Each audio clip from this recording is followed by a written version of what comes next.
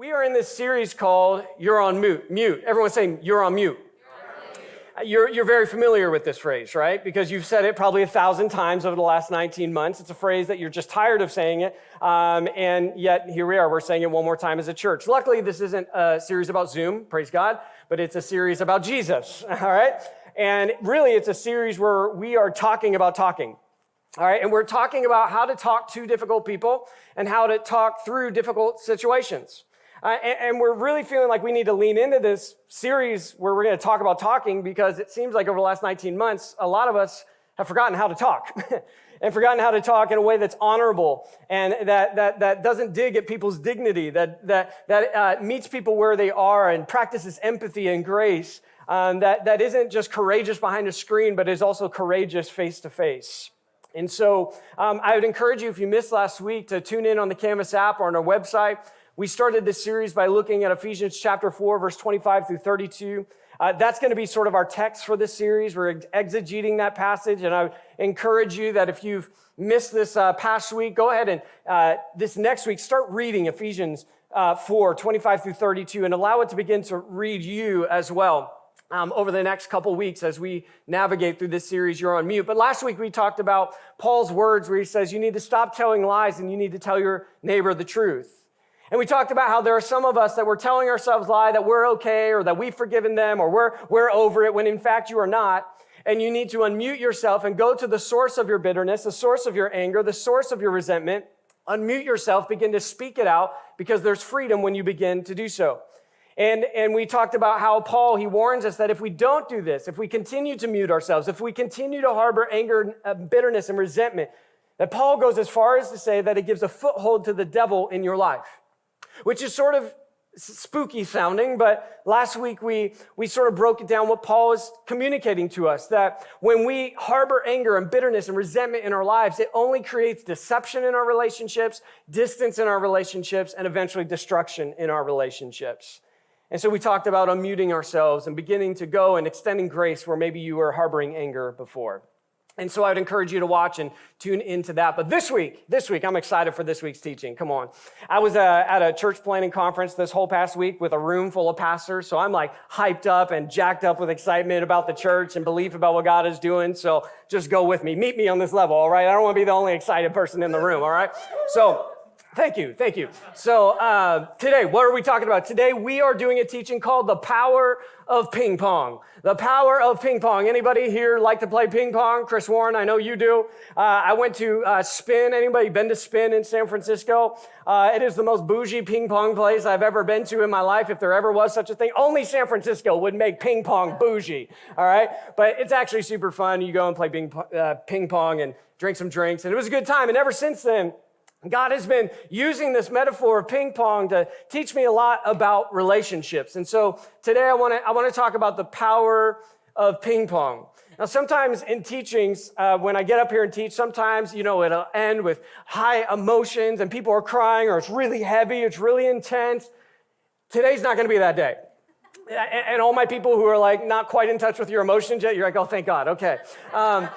So today's really not going to be that. Today is actually going to be one of the most practical teachings that probably I've ever given here on the stage. And I believe, though, that not only is it practical, but it's powerful. I believe that if we'll not only listen to what we're going to talk about today, but activate it in your relationships, that you will not only have better friendships, but you'll also have some more friendships. I don't know about you, I could use some more friendships. There's some people who are like, no, I'm good with one person. That's all I need. So, well, okay, it's fine. Well, you're going to have a better one friend, all right? If you listen and activate to what we're going to talk about today as we talk about the power of ping pong. I'll explain ping pong and how it connects to how we communicate to one another. But first, let's go to Ephesians chapter 4, 25 through 32. And let's pray real quick and just prepare our hearts. Father God, we love you so much. We are so grateful that we get to gather as the church. For so long, we weren't able to do so. And perhaps even now, we've already forgotten what that moment was like. So we just pause and we remember this gift of community, this gift of in-person community, this gift of being able to worship together, pray together, be a part of justice together, and most importantly, pursue your heart together. Lord, I pray that today you would speak to us, you would challenge us, you would comfort us, you would draw us not only closer to you, but God, I pray you would draw us closer to one another. because you never allowed us to just love you but not love one another. You called us to do both well. So help us to love you and love others well. And may this message, God, help resource us and equip us to do that. We love you, God, and we thank you for the great success of the Golden State Warriors. We pray your hand of blessing be on Steph Curry and the rest of the team. And yes, we ask this in Jesus' name. And everybody said, amen. Go Warriors. Come on now, somebody. All right. Ephesians chapter 4, 25 through 32. Paul, he's writing to a church in a city very much like ours 2,000 years ago called Ephesus. And here's what Paul says in verse 25. He says, so stop telling lies. Let us tell our neighbors the truth, for we are all parts of the same body. And don't sin by letting anger control you. Don't let the sun go down while you're still angry, for anger gives a foothold to the devil. If you're a thief, quit stealing. Instead, use your hands for good hard work and then give generously to others in need. Don't use foul or abusive language. Let everything you say be good and helpful so that your words will be an encouragement to those who hear them. And do not bring sorrow to God's Holy Spirit by the way you live. Remember, he has identified you as his own, guaranteeing that you will be saved on the day of redemption. Get rid of all bitterness, rage, anger, harsh words, and slander, as well as all types of evil behavior. Instead, be kind to each other, tender-hearted, forgiving one another, just as God through Christ has forgiven you. Wouldn't it be nice to be a part of a community like that?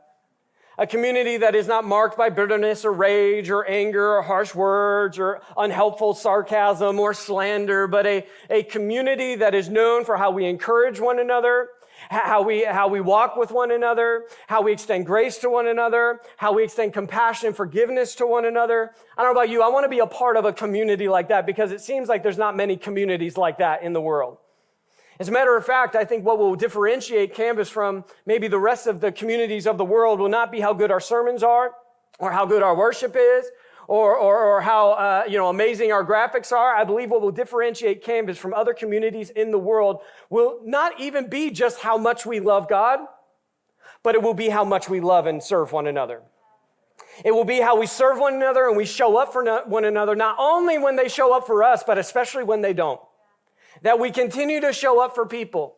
Even if on paper they don't deserve it, we extend grace anyways. This will make us different than any other community in the world. And you need to know that's Paul's intention when he's teaching and writing this letter to the Ephesians.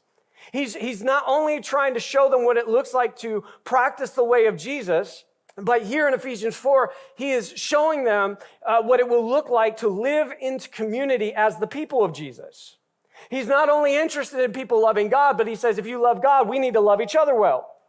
And so he begins to speak on our words and how we communicate to one another and how important it is to communicate in such a way that it mirrors the Jesus who's extended love to each and every one of us. But what's unique about Ephesians chapter 4, you probably picked up on it, right?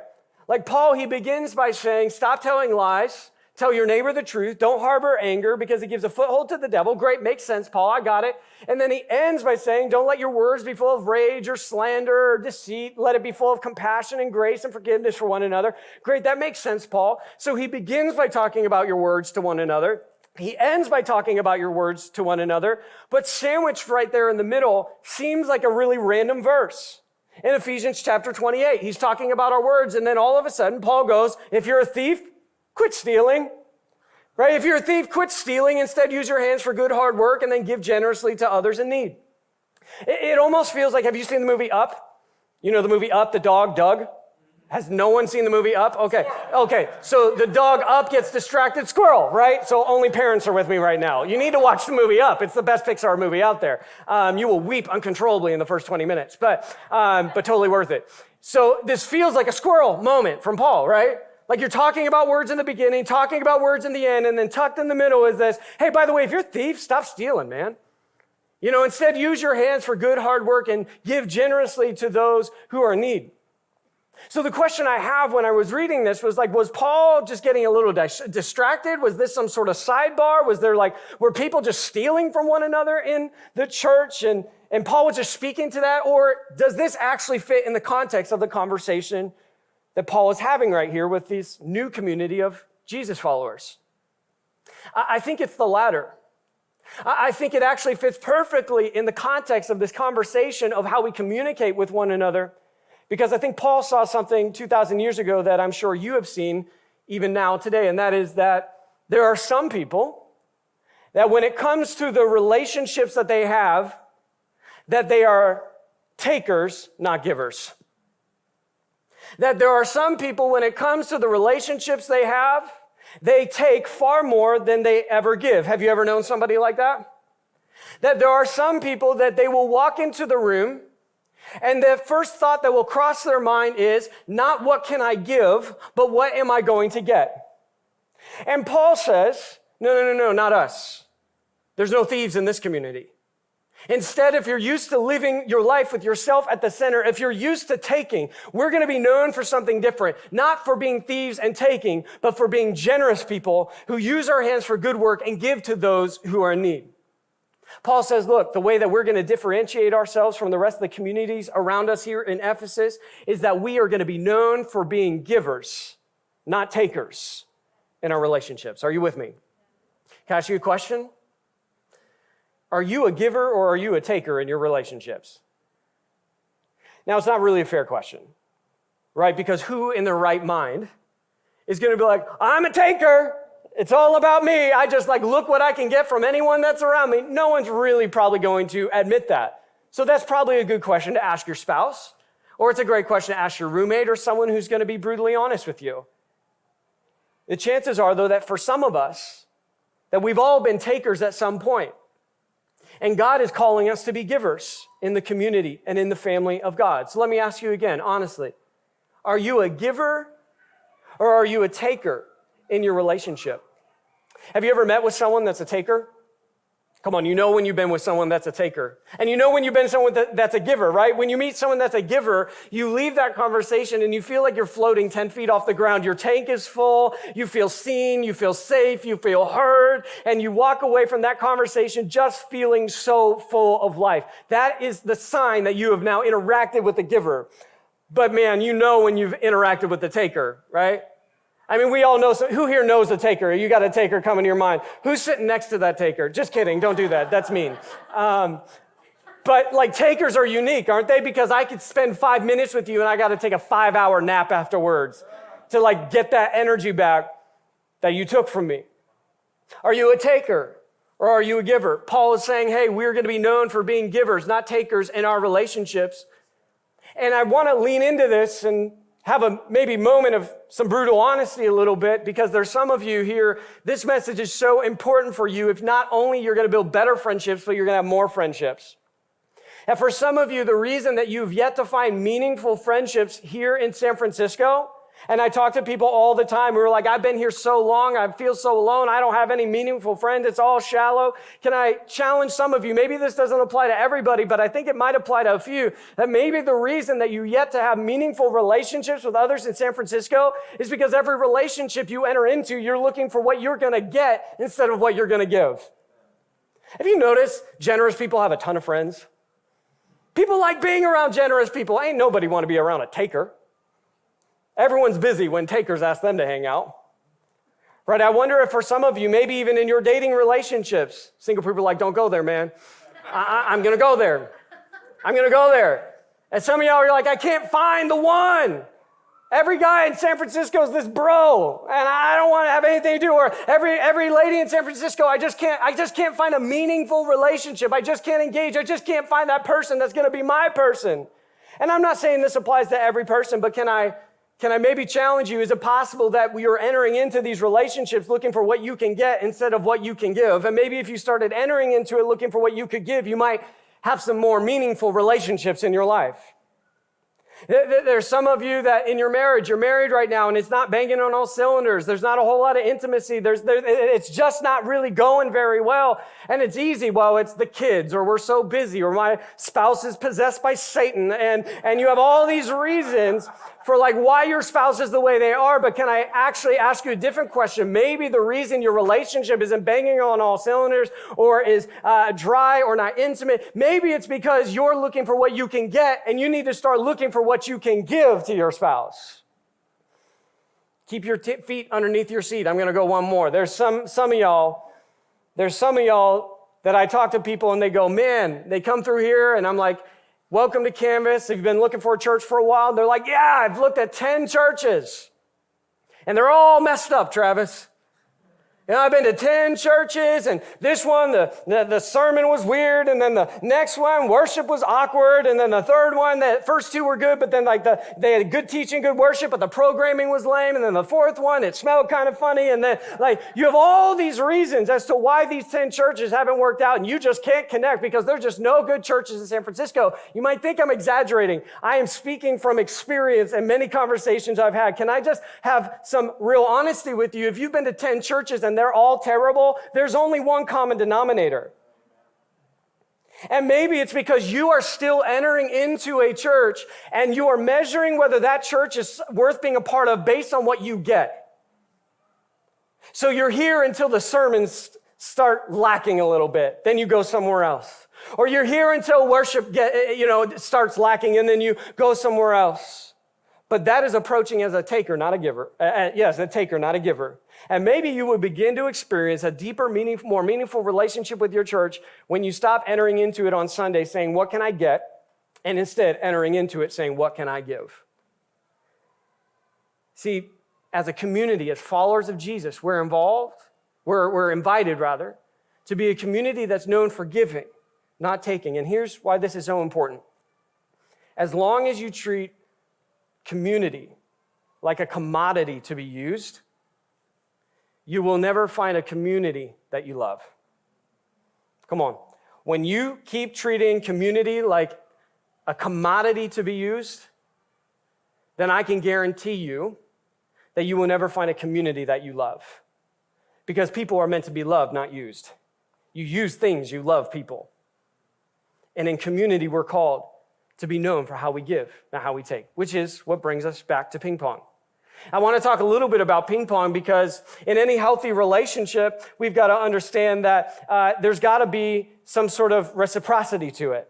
There's got to be a reciprocal nature to it. Actually, Mike, can you come to the stage, man? I got Mike here. He's a professional ping pong player and guitar player, and we're going to play a little ping pong. See, I need you to get a picture, and this table does not work well with our ping pong, but we're going to go ahead and give it a shot. So Mike, I'll go ahead and serve, and I want you to get a picture for how your relationships could look, and then I'm going to give you two thieves of relationships that interrupt the flow of the ping pong game of your community. So let's go ahead and give this a shot. So in a relationship, there's a little bit of back and forth. You go like this. Oh, that was a terrible serve. My bad. Oh, okay. You got another ball. I got another ball. We're good. See, you got to stay engaged. You got to stay focused. You got to stay in one another's presence. You know, I'm not just thinking about what I'm going to do for lunch afterwards. I'm actually listening to you. I'm watching you. I'm engaging with you because that's what good friendships do. Don't you hate it when people are looking past you when you're talking to them? See, good relationships are engaged like a good ping pong game. Okay, come on, somebody, make some noise. And see, that wasn't easy. And good relationships aren't easy. And some of you walk away from good relationships too soon because you're convinced that relationships should be easy. No, good relationships take hard work. Married people, can I get an amen on that one? All right, so here's the deal. I want to give you two thieves, though. There are two thieves that commonly steal from the reciprocity of your relationships. And the first thief is the thief that I call Dead End Derek. Dead End Derek. Any Dereks in the room? I'm sure you're a great person, all right, if you're watching online, but it just goes with this first point. So the first thief is Dead End Derek, and they engage the relational reciprocity of the ping pong match, and here's what they do, and I'm sure all of you have been there. Go ahead and hit it to me. So you hit me a ball, you ask me a question, how are you doing? And Dead End Derek, he goes like this. Good. You know what I'm talking about? You want to ask me a question. He's like, oh, cool, how's work? Busy. Y'all been there? Y'all know what I'm talking about? So then he asked me another question, a 30,000-foot question. He's like, anything new in life? He just asked me, anything new in life? Nah. Dead End Derek. Everyone say it with me, Dead End Derek.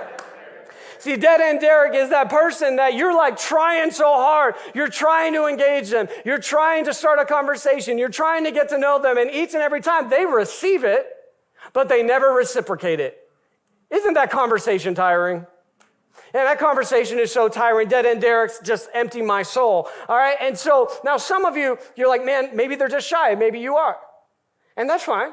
I get it. Not everyone's extroverted. Not everyone's my wife with rainbows like spewing out of her eyeballs. Like I get it.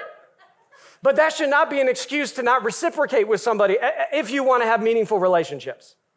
If you want to actually have a growing relationship and friendships with people, there's got to be reciprocity. So that's the first example of someone that's dead end Derek. But then this other person, man, the dead end Derek might be innocent, but this next one's just irritating. All right? And I call this person not dead end Derek, but I call this person self-centered Sarah. Anybody, if you're Sarah in here, I'm so sorry, but I love you. But self-centered Sarah, listen, here's what self-centered Sarah does. Oh, man. All right, let's try it again. I missed it. That's online, too. I'm going to be a YouTube clip right now. You get what I'm saying? Have you ever talked with somebody? And you ask them a question, and you tell them, sorry about that, I wasn't ready. Woo! All right, we're doing good. Hold on real quick. You ask them a question, and you're talking. Have you ever known the person that just always knows how to center themselves in every single conversation? Okay, let's go and try this. So you're like, you tell them a story, and then they respond, bam!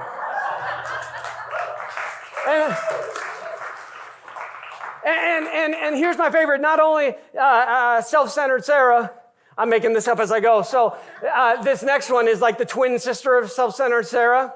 I call this person OneUpping Ursula. All right, y'all know OneUpping Ursula? So you tell them a story, bam, bam, all right, whatever. Thank you, Mike. Give it up for Mike. So man, I cannot hit a ping pong ball. Chris, this is bringing me back to spin, bro. I was just as bad then. So you have self-centered Sarah, who always centers herself in every single story. And then I love it, OneUpping Ursula, right? And we've all experienced a one-upper, right? You're like, man, I saved a cat from getting hit by a car the other day. It was so great.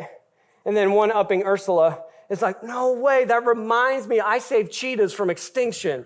Isn't that crazy? Like they always got the better story. And it just empties you, doesn't it? It just kills the reciprocity needed for this ping pong game called friendship. The engagement, the awareness, the presence with one another. When you begin to either slide into being a dead end Derek or a self-centered Sarah or OneUpping Ursula, all of a sudden the game can no longer be played. And you end up just looking like a fool like I did, all right? Y'all tracking with me? See, there's these couple thieves that can sneak into our relationship. Now, real quick before I move forward, one word about thieves. I like that Paul didn't say, like, if you're a murderer, stop. Because that would have been, like, obvious. See, here's the thing about thieves. Thieves are sneaky, at least good ones. Thieves are sneaky. Thieves come under the radar. Thieves come when no one else is looking. Thieves come when you're asleep, when the house is empty, and then it's too late by the time you realize that they stole what you have. See, I talk about that because for some of us, we're like, well, good thing I'm not a dead-end Derek or a self-centered Sarah or a OneUpping Ursula, but the chances are the thief might very well sneak in your heart as well. That all of us, I would venture to say, including myself, have found ourselves in one of these three people. And I can almost guarantee that when you sit in that place for too long, it is affecting your relationships, it is emptying your relationships, and it is disrupting the reciprocity of the relationship that you need to have. So how do we fix this? How do we fix this? Two problems. Let me give you one principle. And this principle is so simple, but if you enact this in your life, it will change your friendships. And I'm not just saying that. That's not hype. I really believe it. Here's what you need to activate in your life. This commitment that you will be the kind of person that is more interested in people than striving to be interesting to people. Come on, somebody. Like if you activate this principle in your life, it will change your friendships, your marriage, your community. When you commit yourself, I will be the kind of person that works hard to be interested in people instead of working so hard to be interesting to people. And that would go against the grain of our culture, right? Because we're all trying so hard to look interesting on Instagram. We're trying so hard to be interesting with our tweets and our posts and our engagement in life. And we live in a city where everyone seems to be like in this rat race of trying to be the most interesting person in the city. What if we were different? What if we as a community said, look, I'm not going to worry about whether I'm interesting to people, but I am going to be passionate. I'm going to be relentless in being interested in people.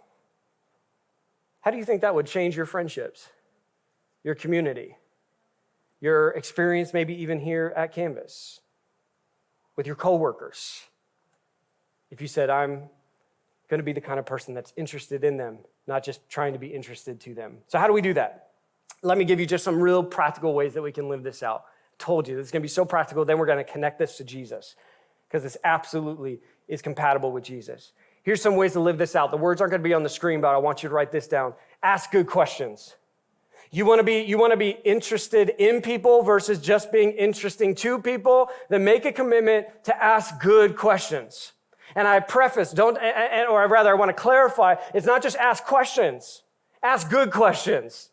Don't just ask them, hey, how's the weather over there? Like, hey, like, you doing good? That's a yes or no answer.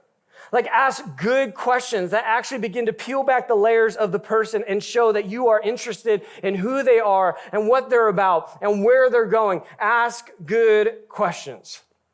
Like I said earlier, I just spent a week with 100 plus pastors. And I love pastors, but they're weird sometimes. You get them all in a room and they all become a bunch of self-centered Sarahs, all right? They all just like talking about how big their ministry is and what's going on. And I came back on Friday. I was just like empty because of a lot of the interaction. But I've realized and made a commitment in my own life that when I enter into those spaces, I'm not going to engage in that way. Instead, I'm going to make a commitment to ask good questions. I always come into that space with a few questions that I'm going to ask people. And I make a commitment that I will not talk about myself unless I'm asked about myself. Man, that has changed how I engage with people, even outside of my pastoral circles. It has changed how I engage with my friends and my relationships. I won't talk about myself until you ask me something about myself. Until then, I'm going to be interested in you and ask good questions about what's going on in your life. Ask good questions. The second one is this: flip the phone. Flip the phone. What I mean by this is when you go and you connect with somebody and you're getting coffee with somebody or you're getting dinner with somebody or you're at the dinner table with your family, and I'm not always perfect at this, Jenna will confess, but what I want to encourage and challenge each and every one of us to do is to flip the phone. What do I mean? Take your phone out and put the face of the phone down on the table in front of that person. You don't need to make it a big show or anything like that, but I guarantee you the person who is with you in that moment will understand that you are really with them and you are really engaged in that moment. And you are really present with that conversation, and you're playing ping pong. You are ready to reciprocate whatever they throw your way. Flip the phone. It's this outward gesture that really communicates the heart of your intention in that conversation and with that person. The third thing is this: be a blessing. Ask good questions. Flip the phone. Be a blessing. Be a blessing. Don't just, like, when somebody brings their life to you and says, man, I'm really going through a tough time in my marriage, or I'm really going through a tough time in my job, or they're saying, man, I'm just in a low place, I don't even know why, and they give you a glimpse. Don't just be like, well, man, that's a bummer. Now, I hope it gets better. Like you don't even need to be a Jesus follower to do that sort of response. But we should go to the next level. First, the baseline should be prayer, right? Like when somebody says, I'm going through something, say, hey, can I pray with you right now for that? Can I stand with you in prayer? And you know what? I'm going to make a commitment to pray beyond this conversation for you. But also, I would say go a little bit further, and if it is within your ability to help them, help them. We should never allow prayer to be our way of avoiding actually helping them in tangible ways. Does prayer affect them in tangible ways? Yes. But if you have the resources within your grasp to actually meet a need that they have, Scripture actually says you should help them. It doesn't say you should pray about it. There's some things you don't need to pray about. You know that, right? You don't need to pray about whether you should help a person. You don't need to pray about if you should give to someone who's in need, if you have the ability to give and meet that need. You don't even need to pray. I just saved you some prayer time. You just need to go and help them and be a blessing. Be a blessing. Jenna and I, we have this practice with Finley before we drop her off at school, and 9 out of 10 times we're able to do this. Sometimes the morning is just crazy because kids. And we drop her off, and we always pray. And we always, at the end of our prayer, say, God, help us to be a blessing to somebody today. We want to instill that in her. I know that sounds like a humble brag. I'm not trying to do that, but I am trying to say I'm walking out what I'm talking right now, that we say, God, help us to be a blessing to somebody. Then after school, one of the first few questions we will ask Finley every single day was there somebody you were able to help today? We want to measure success in her life by a different standard. We don't want her to begin to believe that success is about what you did and all about what you accomplished, although there's nothing wrong with that. But we also want to define success as how you created a future for someone else, how you served someone else, and how you showed up for someone else, and being a giver, not just a taker in your community. And so be a blessing. The fourth is this, follow up. Follow up. This last thing is this, follow up. Like, isn't it annoying when you tell someone something maybe big happening in your life? You're going through a difficult circumstance, a trial, some sort of relationship ended, you're really wounded, and someone's like really with you in that moment, and then they never talk to you about it again. Like they never want to bring it up again. And I want to encourage us, one way we go the extra mile as a community is we're going to follow up. So if someone says something's going on in their life, we're going to go the extra mile, and after that meeting, we're going to put a reminder in our phone. Hey, Siri, remind me to call so-and-so in 2 days and ask how they're doing. Because I'm not going to let busyness determine my selflessness. Come on. Ooh, that was free. Ooh, all right. I'm not going to let busyness define that or determine that. No. I am going to make sure that I make time to serve others and be a blessing. And I'm going to follow up. And that's being intentional. I had a conversation with a pastor this week, and he was super nervous talking to me because his wife and him were about to go to counseling the next day, and he's an Enneagram 7, so of course he's like, everything's fine. And he's not, and he was really nervous about it. And so tomorrow I have a reminder on my phone. I'm going to shoot him a text. I'm going to say, hey man, how'd that go? I've been praying for you. I've been thinking about you. Again, like not a humble brag. It's just, this is simple stuff. And I'll tell you what, the people that you show up for and you follow up with, they'll notice. They'll feel seen and heard and valued in that moment. And not only intentional, but let me do this last one, sporadic. I have a value that if I think about you, I'm going to text you. If you pop up in my head randomly and you come to the surface of my conscious from my subconscious, I'm going to assume that's not by accident, that maybe there's something that you need to hear. Maybe you just need to know that someone cares about you. Every time I think about somebody, I shoot them a text. Hey, I'm thinking about you. Even if it's been 4 years, Jenna makes fun of me sometimes about it. So you haven't talked to them in 4 years. I'm thinking about them. So I'm going to shoot them a text. Someone pray for Jenna. She's trying to stop me from loving people. All right? And I'll tell you what, majority of the time, I text somebody and say, hey, I was just thinking about you. I hope you're doing okay. Let me know if you need anything. There's always something happening in their life. There's always something. So if the Spirit begins to nudge you and bring a person to your mind, do that sporadic follow-up as well. Even if it's been a few years. You haven't talked to them all pandemic. It's okay. It's okay. Reach out. How are they doing? Check in. Man, can you imagine if we, as a church community, we said, you know what? We're going to be committed, not being interesting to people, but being interested in people, how deep and rich our relationships could be with one another. And you need to know this is hyperlinked to Jesus. And we'll end with this. Matthew 20, verse 28. This idea of being interested in people is so Jesus. Matthew 20, verse 28, here's what Matthew says. He says, for even the Son of Man came not to be served, but to serve others and to give his life as a ransom for many. You know why I love this verse? Because Matthew's like, for even the Son of Man. Meaning this, here's how I read that. If there was anyone who could walk this earth and be the most interesting person, it's not the Dos Equis guy, it's Jesus.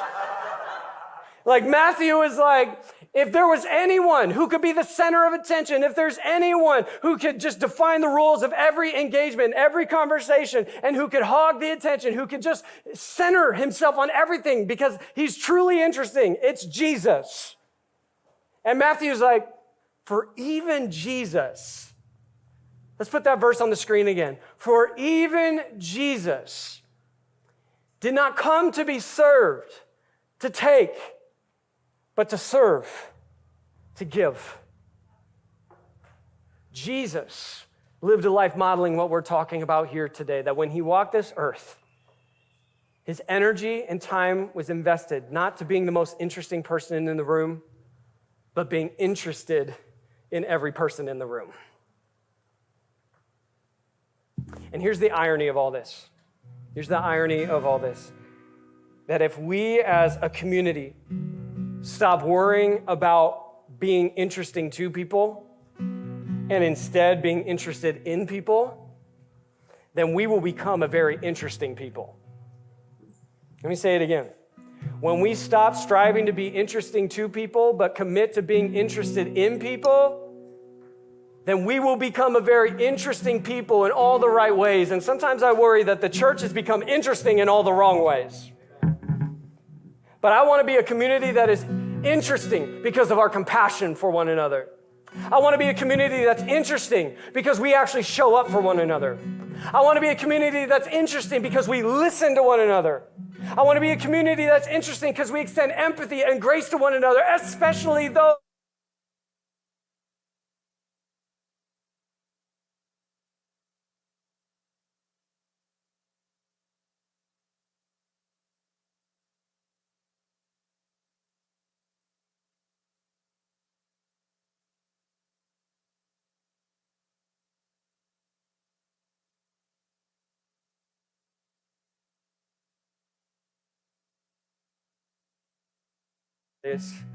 Not because we're good, but because God is. Not because we are the definition of love, but because Jesus is, and because he loved us first and showed us what this looks like. We're committed to practicing the way of Jesus to all people as well.